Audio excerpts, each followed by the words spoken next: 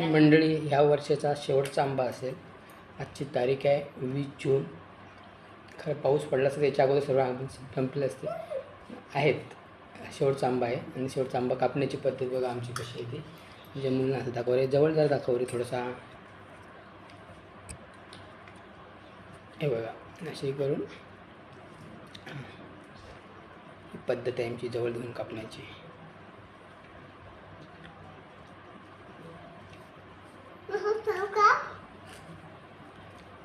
आता बाट्याची प्रोसेस बघा कशी आहे ती.